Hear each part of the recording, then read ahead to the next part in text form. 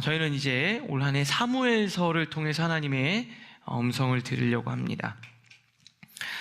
이제 사무엘서의 배경이 되는 이 당시 이스라엘의 상황은 굉장히 혼란스러웠습니다. 하나님의 약속을 따라서 출애굽해서 가나안 땅에 정착한 이스라엘이 깊은 시대적 어둠 그리고 무질서함으로 막 치닫고 있었어요. 어렵게 그렇게 무질서한 세상으로 치닫고 있었습니다. 이 사무엘서와 딱 맞닿아 있는 이 사사기 성경의 마지막 구절을 다음과 같이 기록해 있어요. 우리 화면을 보면서 사사기 21장 25절 같이 읽겠습니다. 시작. 그때 이스라엘에 왕이 없으므로 사람이 각기 자기의 소견에 오른 대로 행하였더라. 사람들이 자기 생각대로 행한 거예요. 그러니까 내 생각이 아니라 하나님의 말씀을 기준으로 질서 있게 살아간 게 아니라 어떻게 살아갔냐면 내 생각대로, 내가 원하는 대로 그렇게 인생을 살아갔다는 거예요. 그러니까 이 무질서의 한가운데 깊은 어둠의 한복판에서 이 새로운 회복의 역사가 시작이 되는데 그 역사의 출발점에 누가 있었냐? 어떤 한 여인의 이야기로 시작을 하는 겁니다. 시대적 어두움을 밝히는 하나님의 놀라운 역사, 그게 무엇으로 출발했는가? 오늘 요구에서 여러분들과 좀 은혜를 나누려고 해요. 첫 번째 여러분들과 나누고 싶은 키워드는 결핍입니다. 결핍. 자, 제가 뭐라 그랬죠? 이 무질서하고 그리고 깊은 어두움의 한복판에서 하나님의 역사를 시작하는데 하나님께서 그 새로운 역사를 풀어가면서 뭘 사용하시느냐, 이게 되게 중요한 거예요. 사무엘서를 시작하면서. 그게 바로 뭐냐면 그 누구도 주목하지 않았던 한 여인의 개인적인 결핍, 그리고 그 결핍으로 인한 엄청난 고통을 하나님이 사용하셨다라는 거예요. 자, 오늘 본문 내용을 좀 보도록 하겠습니다. 사무엘상 1장 1절과 2절 있는데 우리 한번 같이 읽겠습니다. 시작. 에브라임 산지 라마다임 소빔에 에브라임 사람 엘가나라 하는 사람이 있었으니 그는 여로함의 아들이요 엘리우의 손자요 도우의 증손이요 숲의 현손이더라. 그에게는 두 아내가 있었으니 한 사람의 이름은 한나요 한 사람의 이름은 분인나라. 분인나에게는 자식이 있고 한나에게는 자식이 없었더라. 레위 출신으로 에브라임에 살고 있었던 엘가나라는 사람에게 아내가 둘이 있었어요. 아내가 둘이 있었습니다. 그런데 그 두 아내가 있었는데 한 사람의 이름은 한나고 한 사람의 이름은 분인나예요. 그런데 그 뒤에 이런 표현이 있죠. 분인나에게는 자식이 있었고 누구에게는요? 한나에게는 자식이 없었다. 순서가 앞에는 한나요, 분인나 이런 걸 보니까 한나가 첫 번째 부인, 우리가 말하면 정실 부인이라고 얘기하는 첫 번째 부인이고요. 두 번째가 이후에 첩으로 들인 분인나가 바로 그런 여인이었습니다. 순서상 그런 것 같아요. 그런데 뒤에 보니까 분인나에게는 자식이 있었다. 이게 복수로 되어 있는 거 보니까 여럿 있었던 것 같아요. 그런데 한나에게는 자식이 없었다. 여러분, 지금도 그렇지만 내가 아이를 원하는데 아이가 생기지 않거나 아이가 없는 것은 지금도 되게 힘든 일인데 이 시대적으로 보면은 굉장히 고통스러운 일이었어요. 그런데 중요한 게 있습니다. 여러분 잘 보세요. 지금 이 시대의 어둠을 밝히는 이 사무엘서라는 놀라운 책의 시작에 한 여인의 결핍으로 시작했다라는 건 이걸 하나님이 통로로 쓰셨다라는 거예요.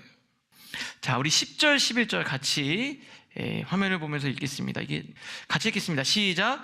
한나가 마음이 괴로워서 여호와께 기도하고 통곡하며 서원하여 이르되 만군의 여호와여, 만일 주의 여종의 고통을 돌보시고 나를 기억하사 주의 여종을 잊지 아니하시고 주의 여종에게 아들을 주시면 내가 그의 평생에 그를 여호와께 드리고 삭도를 그의 머리에 대지 아니하겠나이다.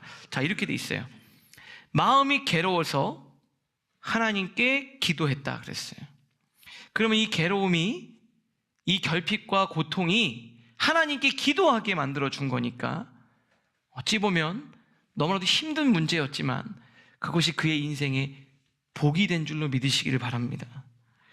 그런데 그 결핍 때문에 하나님을 찾다가 분이나 때문에 너무 힘들었는데 분이나 때문에 하나님께 기도하다가 하나님과 마음이 딱 맞은 거예요. 이게 제일 중요한 거예요.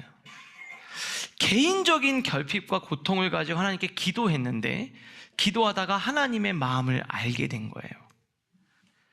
그래서 그가 속한 시대 그리고 그 사회의 회복과 사명으로 그의 기도가 연결이 돼요. 그게 바로 뭐냐면 아들을 하나님의 자녀로 바치겠다는 서원이에요. 이게 딜이 아닙니다. 하나님, 여러분 예를 들어서 하나님 저 이번에 한 사업하면서 한 100억쯤 벌게 하시면 제가 교회를 짓겠습니다. 그런 개념이 아니에요. 내가 하나님 들어주시면 제가 아들을 하나님께 바치겠다, 그런 게 아니었어요. 이게 바로 무엇이냐면 세상에 많은 사람들이 자기 욕심으로 자기 자녀를 키우는데 저는 이 시대에 하나님의 뜻을 성취하고 이룰 하나님의 자녀로 키우겠습니다라는 그 시대적인 사명을 느끼고 드리는 기도예요. 한나의 부족함이 이스라엘을 새롭게 세우는 하나님의 큰 그림과 연결되어져 있다는 게 되게 중요해요. 여러분에게도 올 한 해 시작하면서 여러 가지 결핍과 아픔과 부족함이 다 있으실 거예요. 그런데 오늘 그 결핍이 채워지는 것을 넘어서 하나님의 계획에 여러분들이 참여하게 되는 은혜가 있기를 주님의 이름으로 축복합니다. 여러분에게 결핍이 재앙이었거든요. 근데 재앙이 아니라 하나님의 놀라운 능력이 됐다는 것을 여러분 믿으셔야 돼요. 여러분의 삶에도 재앙 같은 순간이 있을 거예요. 그러나 태풍에도 떨어지지 않고 하나님께 붙어있는, 일단 붙어 있으셔야 돼요. 제일 중요하게. 아니, 태풍이 부는데도 하나님께 붙어 있는 여러분이 그 올 한 해, 그 여러분의 인생이 평온할 때 여러분의 인생보다 10배의 가치가 되는 거예요. 자, 우리 청년들 공부하는데 집에 막 재앙같이 어렵고 힘들고 경제적으로 어려워요. 그런데도 주변의 친구들이 보면 야, 저 정도 되면 얘가 포기할 것 같은데 얘는 하나님 꽉 붙들고 흔들림이 없어. 여러분의 인생은 그 이전에 평온할 때 여러분의 인생보다 훨씬 더 값지고 멋진 인생이 되는 겁니다. 성경에 보면 하나님께서 한나의 태를 막으셨대요. 여러분의 문제, 하나님이 여러분을 부르시는 콜링이라고 저는 생각합니다. 그곳에서 하나님이 여러분에게 말씀하실 거예요. 여러분의 개인적 고통이, 그 고통을 통해서 하나님은 어떻게 여러분을 역사하실지 올 한 해 기대하실 수 있기를 바랍니다. 하나님이 이스라엘을 회복시키는데 그 이야기의 출발점에 한 여인의 결핍으로 시작했다라는 거. 결핍은 결코 결핍으로 끝나지 않아요. 그 부족함이라는 그릇에 하나님이 여러분에게 은혜를 채워주시는 겁니다. 그런 은혜가 있기를 주님의 이름으로 축복합니다. 두 번째, 여러분들과 좀 생각하고 싶은 건 뭐냐면 키워드는 믿음이라는 키워드입니다. 근데 여러분 이걸 꼭 아셔야 돼요. 그게 바로 뭐냐면 고통이나 아픔이 모든 사람들을 다 성장시키고 성숙하게 만들고 좋은 결과로 이어가지 않는다는 걸 아셔야 돼요. 우리가 옛날에 아픔만큼 성숙해진다 얘기하잖아요. 근데 그게 우리에게 그냥 용기를 주는 말이지, 고통이나 아픔이 반드시 성장과 성숙으로 자동으로 연결되는 거 아니라는 걸 여러분이 아셔야 돼요. 우리가 살면서 상처와 아픔이 성장과 성숙은커녕 그것 때문에 사람이 완고해지고 심한 경우에는 그 아픔과 고통이 평생의 장애를 안고 살아가게 만드는 경우들을 많이 봐요. 그렇지 않나요? 그리고 힘들고 어려운데 이 사람이 힘들고 어렵다 그래서 자연스럽게 막 은혜가 되고 성숙해지고 그게 디딤돌이 돼서 인생의 또 다른 발판을 마련하는 사람들이 있는 반면에 고통과 아픔과 힘든 문제가 한 사람을 심령을 완전히 뒤틀어 버리고 그게 장애가 돼서 인생이 어려운 인생을 계속 살아가는 사람들을 여러분 보잖아요. 그러면 장애가 되는 인생이랑 성장하는 인생, 그게 외상 후 트라우마로 남는 사람이랑 그 외상이 하나님이 우리의 인생에 만들어주는 발판이 되고 디딤돌이 되는 그 성숙해지는 인생이 되는 차이가 뭐를 만드냐, 여러분 이게 중요하다는 거예요. 그게 바로 뭐냐면 믿음의 선택에 달린 거예요. 믿음의 선택. 10절 말씀 이렇게 돼 있잖아요. 이 표현이 정말 중요해요. 여러분 잘 보셔야 돼요. 한나가 마음이 괴로워서, 이 괴롭다라는 거 뭐예요? 내 인생에 찾아온 고통이잖아요. 고통이 찾아왔어요. 외부의 자극이 딱 왔어요. 괴로워서 뭐 했다는 거예요? 기도한 거예요.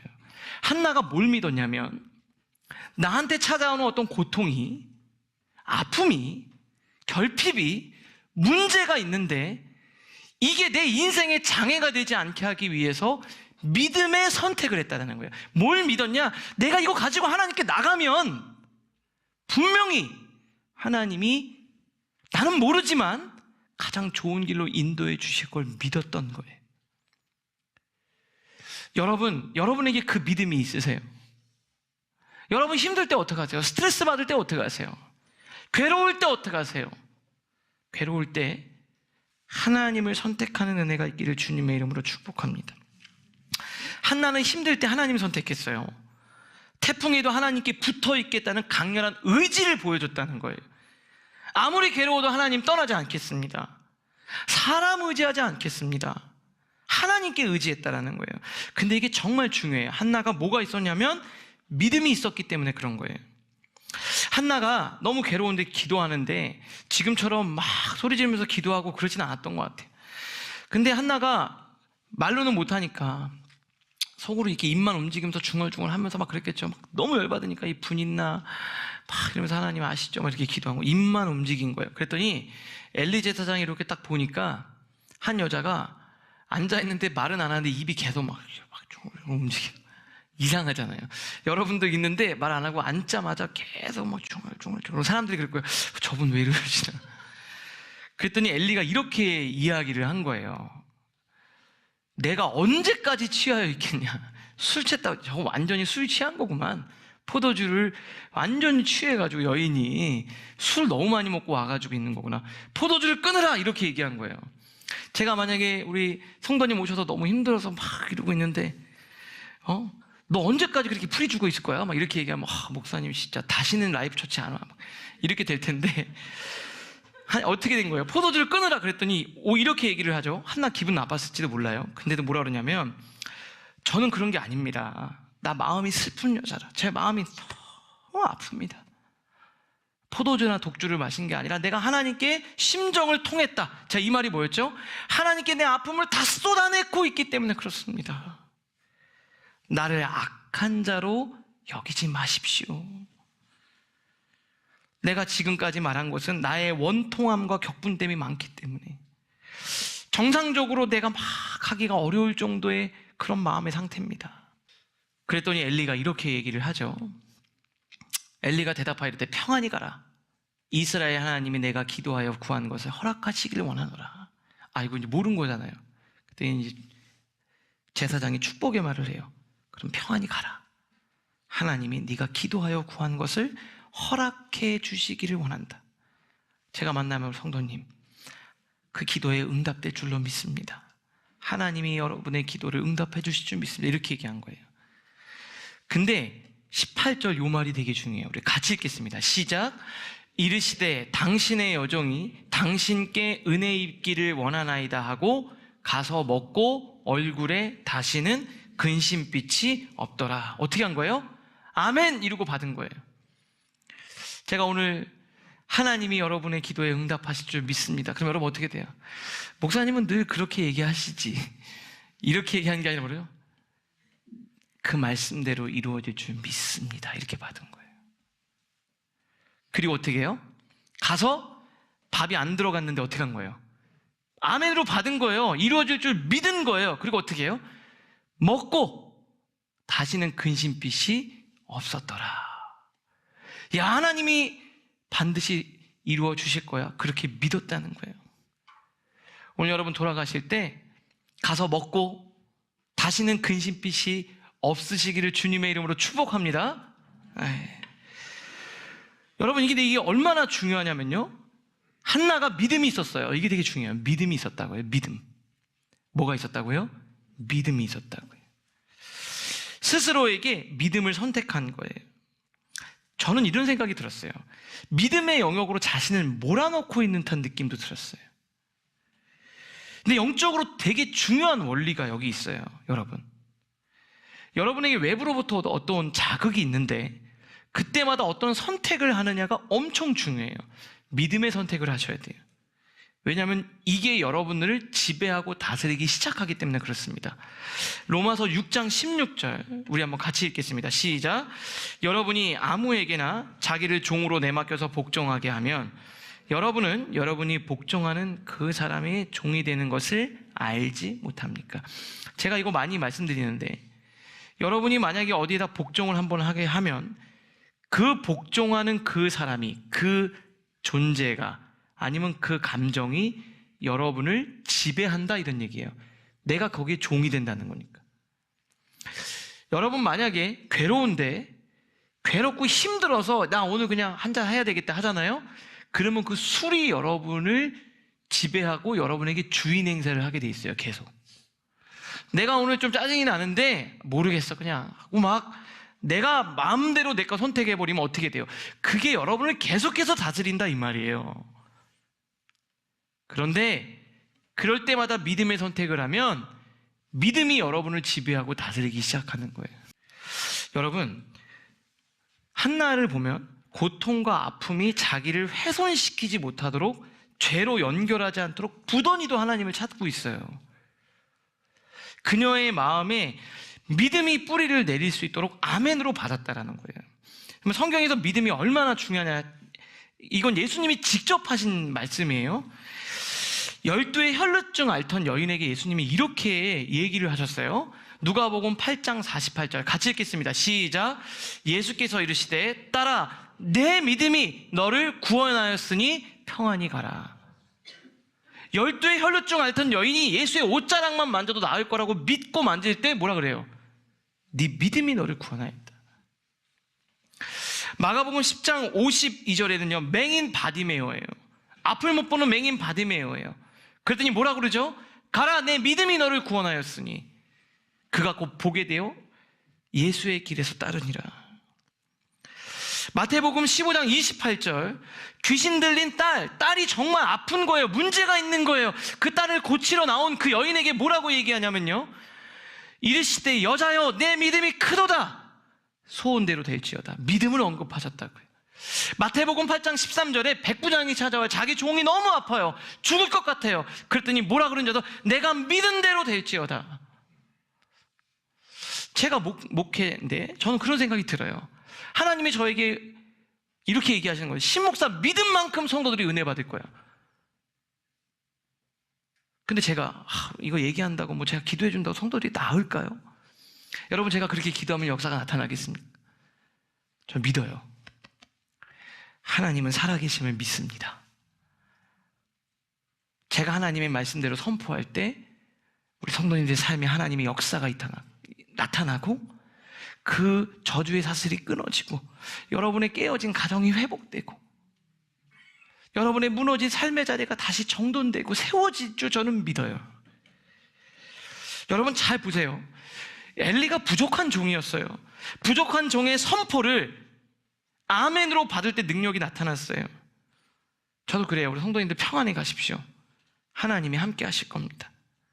그때 믿음으로 돌아가실 수 있기를 바랍니다. 자꾸 불안과 염려에 먹이를 주지 마시고 한나가 얘기한 것처럼 다시는 근심빛이 사라지는 그런 은혜가 여러분들 안에 있기를 주님의 이름으로 축복합니다. 마지막 세 번째, 서원이에요. 자, 하나님이 사무엘을 주셨는데 한나가 서원을 했잖아요. 서원을 해서 진짜로 하나님 앞에 그 약속을 지켜요. 그래서 엘리 제사장을 찾아갑니다. 엘리 제사장 기억도 못할 수도 있어요. 근데 가서 그런 거예요. 제가 그때 기도받고 아이가 생겼습니다. 하나님께 서원해서 이 아이를 하나님 앞에 드리려고 합니다. 이렇게 얘기를 해요. 27절, 28절 같이 읽겠습니다. 시작. 이 아이를 위하여 내가 기도하였더니 내가 구하여 기도한 바를 여호와께서 내게 허락하신지라. 그러므로 나도 그를 여호와께 드리되 그의 평생을 여호와께 드리니이다 하고 그가 거기서 여호와께 경배하니라. 뭐라 그랬습니까? 하나님께 드리겠다 그랬어요. 근데 이게 무슨 말이냐면 나 인간적으로 나 너무나도 원한 내 아들이지만 이걸 내 개인적인 생각이나 내 욕심으로 자녀를 키우지 않겠습니다. 그리고 하나님의 뜻대로 키우겠다고 하고 하나님 앞에서 신앙적으로 키운 거예요. 여러분, 한나의 서원기도 거래 아닙니다. 주시면 제가 이렇게 할게요.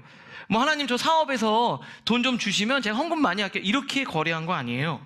이게 바로 뭐냐면 하나님의 아들대로 하나님의 자녀를 키우겠다는 시대적 사명을 깨달은 거예요. 이거 되게 중요한 얘기예요. 지금 구별된 나시린으로 자녀를 키우겠다라는 결심을 하게 된 거예요. 왜냐하면 그런 사람이 단 한 명도 그 시대에 없었기 때문에 지금 이걸 기록하고 있는 거예요.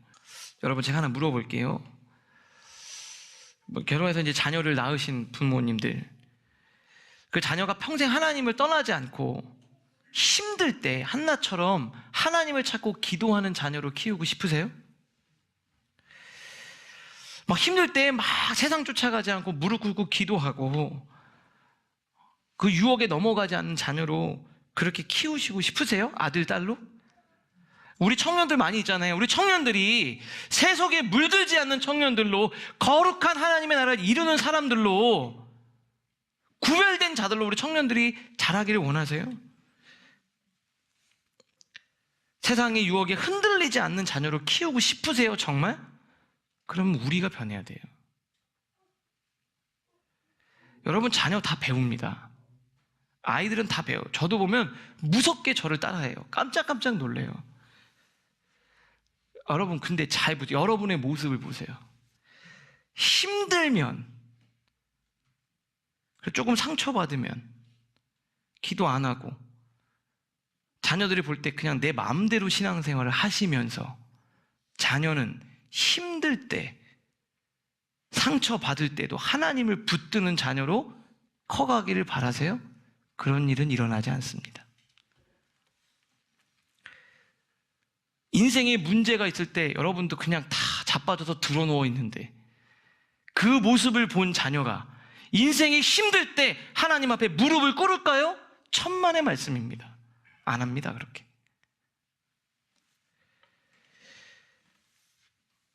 여러분이 하나님을 붙들고 우리가 하나님을 붙들 때 우리 자녀들도 그렇게 살아가는 거예요. 여러분, 조금 집에 어렵고 하나님이 뭐 물질을 좀 주시면 막 신나고 물질 좀 없으면 그것 때문에 괴로워하고, 근데 아이들이 물질에 요동치지 않고 내 성과에 흔들리지 않는 자녀가 되기를 원하세요? 내가 그러면 자녀 절대 안 그럽니다. 여러분의 모습을 보세요. 여러분의 모습. 우리 부모님들 계신데 자녀가 여러분의 모습을 보면서 뭘 보실 것 같으세요? 저는 어머니한테 기억나는 거 딱 하나 있어요. 기도, 하나님을 붙드는 거. 근데 그 새벽에 그 모습을 보면서 제 안에 막 뜨거운 불이 일어나는 걸 보면서 하나님의 그 은혜의 경험은 강렬하구나. 우리 라이프 처치도 저는 그렇게 되기를 원해요. 힘들고 어려울 때 우리 어머니가 찾았던 하나님을 나도 찾는 것. 우리 라이프 처치에 있으면서 우리 선배들은 힘들수록 더 기도했는데, 힘들수록 말씀 붙들었는데, 그걸 보면 우리 후배들도 우리 선배들처럼 그렇게 가는 거죠. 우리 라이프 가든 아이들은 그냥 방언 소리가 자장가로 들렸으면 좋겠고 찬양 소리가 들리면 평안하게 잠이 드는 거죠. 우리 그런 교회를 만들어갈 수 있기를 바랍니다.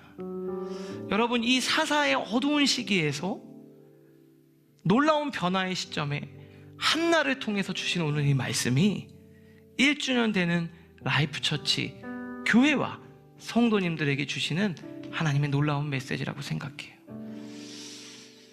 그렇게 하나님의 믿음의 가정, 복된 교회를 세워가는 여러분들 되실 수 있기를 바랍니다.